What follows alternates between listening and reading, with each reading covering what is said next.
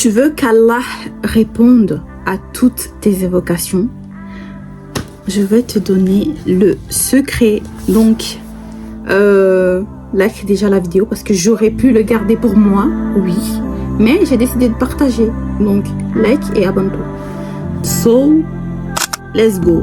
Mira Talk, parlons-en.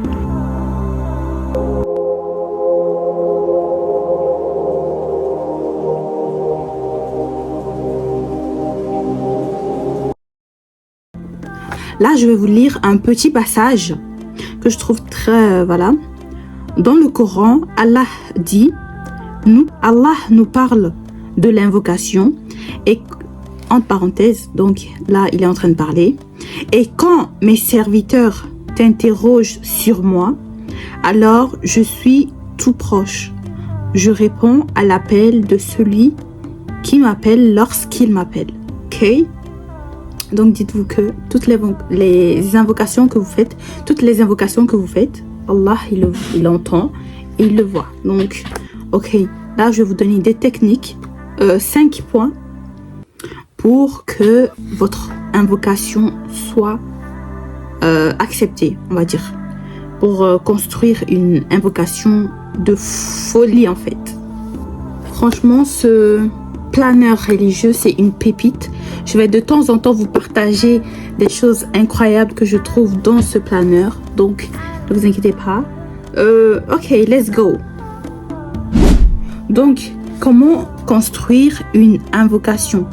La première partie. Bon, en fait, j'ai décidé de vous partager ça parce que je trouvais ça vraiment très intéressant. Et j'avais déjà écouté des podcasts à ce sujet. Et je me suis dit, bah, pourquoi pas associer les deux et vous faire une vidéo voilà, qui pourra vous aider pour construire correctement des invocations. So, let's go. Donc, la première étape, c'est faire l'éloge d'Allah. Dites-vous, en fait, appelez-le par tous ses noms. Vous savez que Allah, il a 99 noms. Bon, pour les gens qui sont en France, ça veut dire 99, c'est 99? Ouais, 99 noms d'Allah. Donc, comme vous le savez, il a des noms que vous pouvez dire spécialement dans des situations concrètes, tu vois.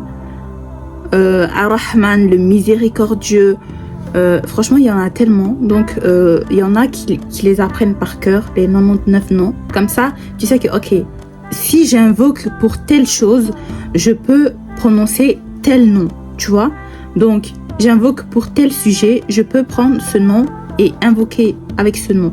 Donc, la première étape, c'était faire l'éloge d'Allah. Choisis parmi ces noms glorieux ceux qui font écho à ta demande à venir. Bah, c'est ce que je vous disais en fait. J'avais même pas lu cette partie en bas, mais ouais, c'est ça.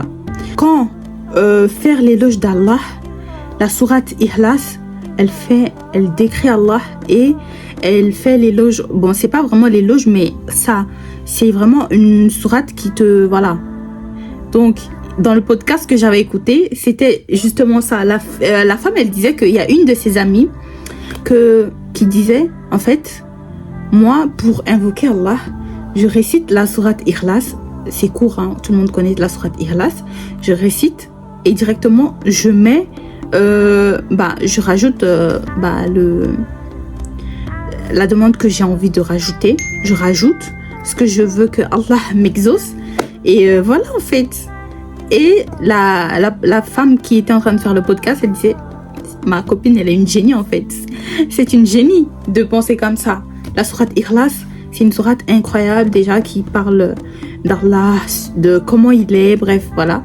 Donc, faire l'éloge d'Allah, c'est exactement ça. Donc, vous prenez la sourate Ikhlas, tu colles tes demandes que tu as envie de faire à Allah.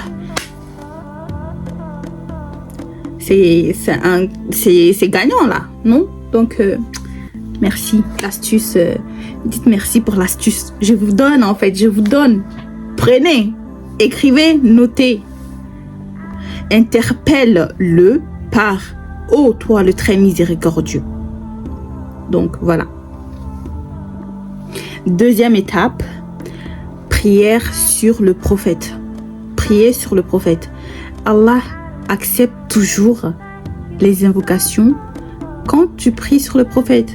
Ici, c'est écrit « Car Allah ne refuse pas une demande faite entre deux prières sur le prophète. » Entre deux prières sur le prophète. Donc, priez sur le prophète et demandez ce que vous voulez à Allah. Allah vous l'accordera. Ok? So, let's go pour la partie 3. Donc, pour l'étape 3, numéro 3, faut se repentir. La repentance. Se repentir. Le fait de te repentir, faire des astaghfirullah, astaghfirullah, astaghfirullah, astaghfirullah. Faut en faire tellement tous les jours. Ça, c'est des zikrs quotidiens que je vous dis. Hein. Vraiment, moi, j'en fais tellement. Les zikromètres, j'en ai 2 ou 3, je sais plus. Mais il y a un comme ça en blanc et un en noir que j'ai. Donc, à chaque fois que je sors, dans le train ou je sais pas moi, je vais à quelque part, j'essaie de tout, au lieu d'écouter de la musique, prenez votre zikromètre, faites des zikr. Ça vous purifie. Ici, c'est écrit se repentir. La demande de pardon purifie le croyant. Tu peux alors dire astaghfirullah, astaghfirullah, astaghfirullah, astaghfirullah. So, cadeau. Hein. Donc, étape 4, faire ça ou ces demandes. Dites, les demandes que tu as en tête, ce que tu veux qu'Allah t'exauce. Bref, c'est le moment, en quatrième étape, de dire ce que tu as envie qu'Allah t'aide à réaliser. Donc, ici, c'est écrit, c'est le moment de demander à Allah ce que tu désires au plus profond de toi. Donc, tout ce que tu désires là, c'est le moment de demander. Donc, on demande en fait. Ne vous dites pas, oh, c'est trop grand. Non, même si c'est la lune, tu veux, demande. Non, c'est une métaphore pour vous dire que demande, même si tu penses que c'est trop. Demande en fait. Demande. Allah dit, invoquez-moi, je vous donnerai. Demande-moi, je te donnerai. Donc, n'hésite pas en fait. Demande.